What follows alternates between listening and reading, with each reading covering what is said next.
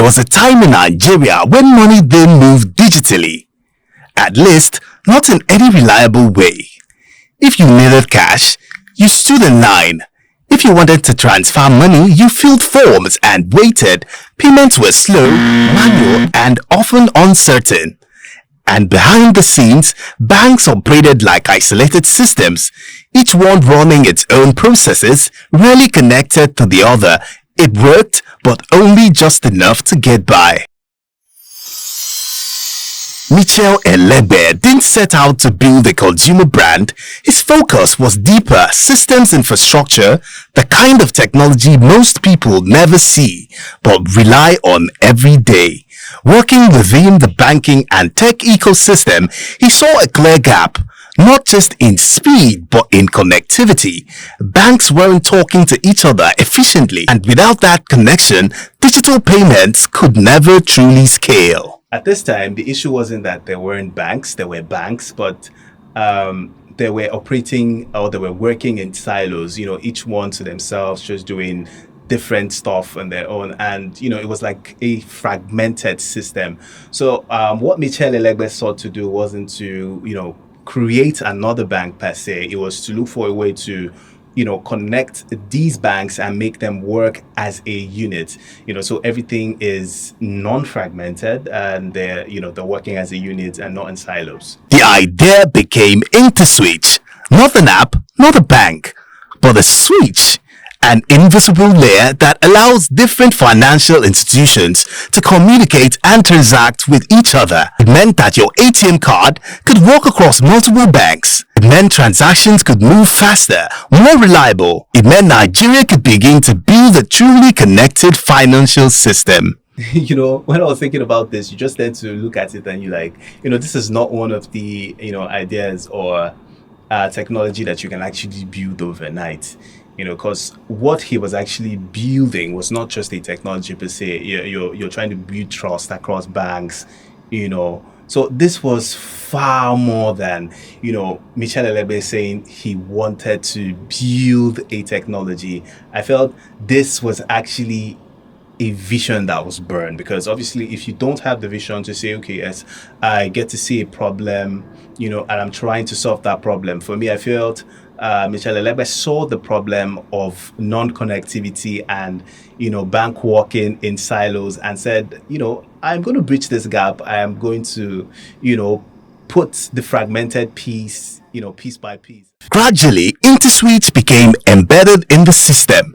ATMs started working across banks, payment cards became more usable, and oftentimes, what started as a backed solution became the backbone of digital payments in Nigeria, quietly powering transactions without most people even realizing it. One important thing about this is, it's not loud. There's no, viral moment. There's no big consumer moment. It's just, you building an infrastructure. It was Mitchell Elegbe coming and saying, yes, we're doing this. And this sort of thing doesn't really just blow up like that. It's a thing that, when you know that it's working, you actually know that it's working, because, there are ATMs across, every section you could find. Maybe probably you could get one in Oshodi. You can now get one at a bank that was close to Surulere.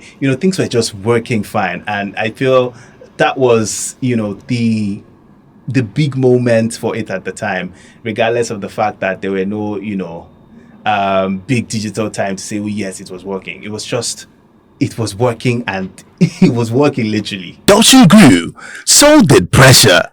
More users, more transactions, and more expectations. And when you sit at the center of a system like this, failure is not an option. Downtime doesn't just affect one company, it affects the entire economy. The stakes were no longer technical, they were national. At this level, the challenge changes completely. It's no longer about building, but about maintaining reliability. Now, it's just like people depend on you for, certain systems that work, and every day people just want to go out and make sure that they're using their cards and not want to just find out that, something has happened along the way. Just say, for instance, you're on your way to work and you're very, very late and you just need to get a quick cash, and you just can't get a quick cash because there's something wrong with the structural system.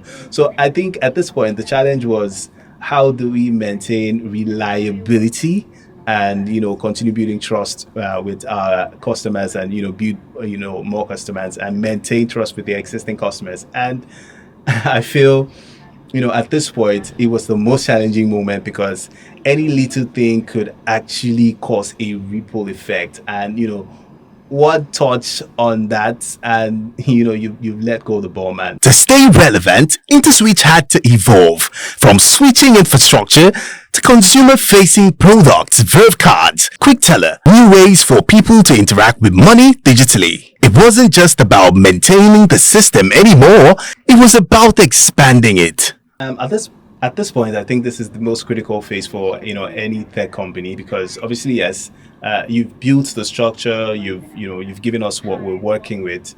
It's time to innovate and it's time to scale. Like, you're no longer looking at what you're building per se. I would say you're more of now a builder and someone trying to innovate. So you're now an innovator and a builder at the same time, trying to scale up what you have and giving users the best of experiences, because a lot of people would want things to be better, as to, okay, how can I, instead of waiting 2 minutes to get this done, if it's actually the required time to get it, can we get it in, let's say, a minute or under 30 seconds? So it was a battle of innovating at this time.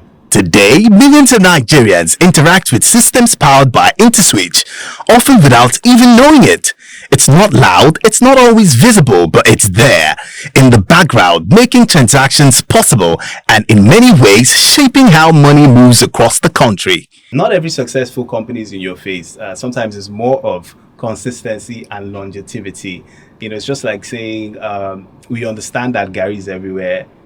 Gary doesn't need an advert, but it's got its users and consumers everywhere, around, would I take locally Nigeria, and it doesn't necessarily need an advert. So, at this point in time, some of the companies, or particular company at the time, was relevant because it had users everywhere, and at that point in time, it operated as a form of advertisement in itself, to understand that, yes, I am a structure at this point, and I'm actually solving problems, and I'm working day in and day out. And it's like, to speak colloquially, or to speak in, to speak in our pidgin language, what people say, it a play, it a show, that kind of thing. This isn't just the story of a company.